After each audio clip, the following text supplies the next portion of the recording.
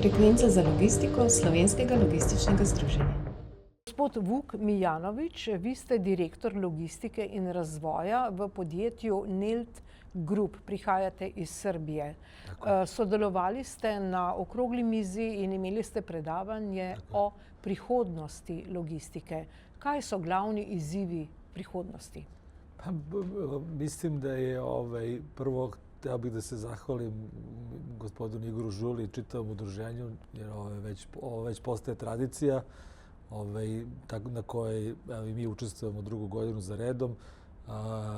Moja tema je bila vezana za približavanje Nelt grupe slovenačkoj javnosti i stručnoj i uopšte. I priča o našem uspehu kao preduzeću. Znači, mi postojimo već 35 godina i naše glavne delatnosti su bile vezane za distribuciju široke robe potrošnje, ali smo takođe razvili jaku logističku mrežu i operacije koje su značajne za ne samo Srbiju, nego za ceo region. Nelt takođe učestvuje u proizvodnji brendova. Mi smo vlasnici 4 brenda u Srbiji i regionu, tako da ovo je za nas idealna prilika da razmenimo mišljenja sa stručnjacima iz oblasti logistike u Sloveniji, a takođe i da postavimo neka pitanja kako dalje u ovim vremenima koje nisu baš jednostavne za logistiku. Suštinski, mi smo i predstavili šta ćemo raditi u nekom narednom periodu. Nelt planira u svojoj strategiji za 2025-2030. godina investicije od nekih 400 miliona eura, koja će biti usmerene ka razvoju logistiku u jednom dobrom delu, ali takođe i akviziciji preduzeća i širenju portfolija naših usluga. Danas logistika nalazi u jednom vrlo nezavidnom položaju pod uticajem globalnih izazova, pre svega ratova i situacije koje smetaju slobodnom protoku robe, ali to je samo vrh ledenog brega. Logistika generalno u ovim poslednjih par desetina godina od nekih značajnih događaja kao što su COVID i kao što je transformacija biznisa se nalazi onako u jednom izazovnom trenutku, a suštinski od trenutka u kome je logistika bila enabler za ekonomski razvoj do trenutka da je logistika postaje značajna karika u generalnom razvoju što možemo da vidimo ekonomiji. Omenjate akvizicije. Katera podjetja vas zanimajo?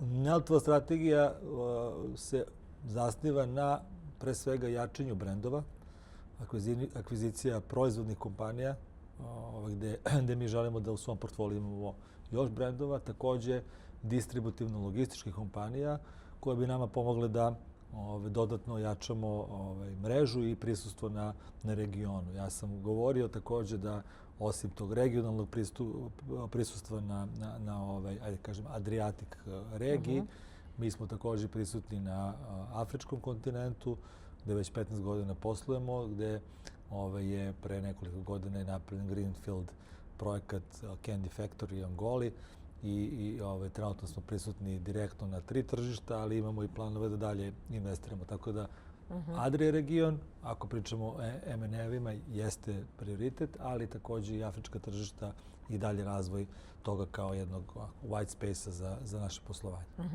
Kam bi umestili slovensko logistiko? Vi poznate to področje Jadrana. Kako ne? Ja od samog početka svoje karijere imam dodirnih tačaka dosta sa slovenačkom logistikom.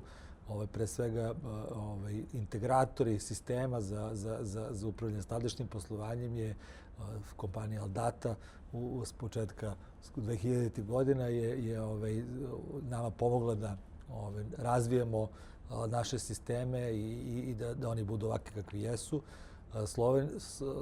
Slovenačka logistika predstavlja jednu bitnu kariku u lancu i da kažem generalno na novim teritorijama.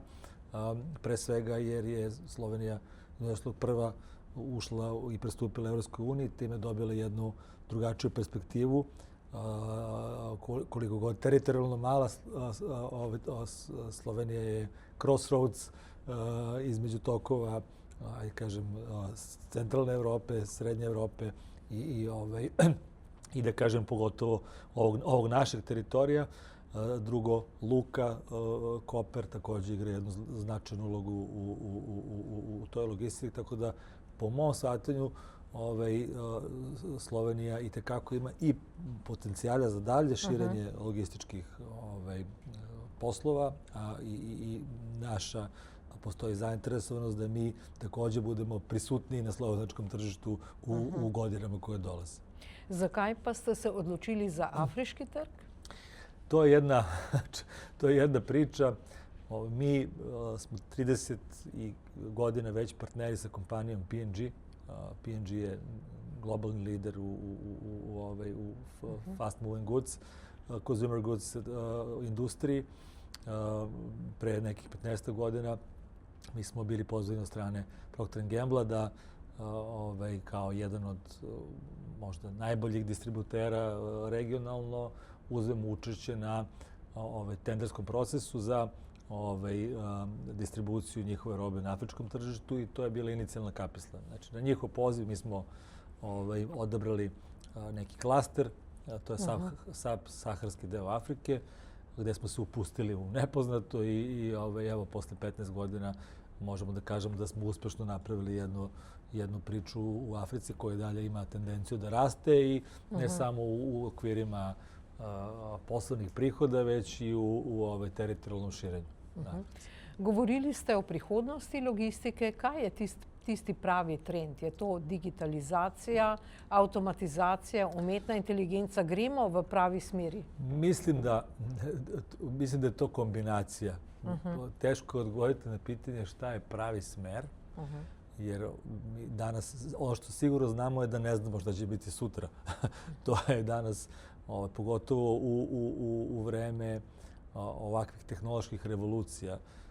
Ja sam i na panelu negdje govorio da izazovi koje donosi novo vreme su i dalje nepoznanica, pogotovo artificial intelligence kao da kažem neka nova tehnologija i nešto što se toliko brzo razvija da mi ne možemo da sagledamo razmere tih promjena. Mislim da je kombinacija i ono o čemu sam ja govorio da mi u isto vrijeme želimo da ulažemo i u automatizaciju koja je neminovna jer ona jednim delom odgovara na rizike koji dolaze od nedostatka radne snage, efikasnosti, inflatornih promjena, nestabilnosti koje su sve češće. Onda svakako digitalizacija, mi smo u nekom prethodnom strateškom ciklusu velike novce uložili u digitalno okruženje i u digitalnu infrastrukturu i jedna od tačaka je svakako upotreba veštačke inteligencije. Veštačka inteligencija je kod nas već prisutna na nekim proof of konceptima. Također postoji set inicijativa koja je napravljen da ona bude ne samo na tim proof of konceptima, već uveliko implementirana ne samo u logističke procese, nego u procese financije, administrativne procese, neke procese odlučivanja i planiranja. Ali ono o čemu se itekako vodi računa je bezbednost podataka i upotreba tih alata na adekvatan način. Mislim da je to jedan od najvećih izazova trenutno svetskih, ne samo kod nas u Neltu. Kje vidite svoje podjetje čez 10 let? Možete ponoviti pitanje? Gde vidite svoje poduzeće posle 10 godina? Pa, ono što mogu da kažem je sada 5.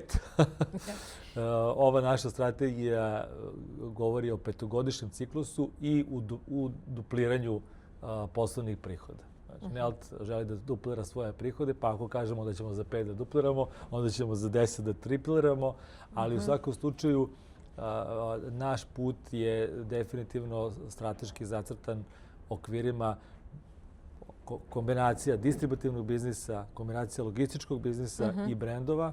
Mi želimo da budemo lideri u regionu, želimo da kroz svoju misiju i viziju pomognemo korisnicima da dođu brže do svojih proizvoda i da kreiramo na neki način budućnost logističkih operacija i distributivnih u okruženju. Gospod Mijanović, najljepša hvala za pogovor. Hvala vama puno. Ja, hvala. Hvala.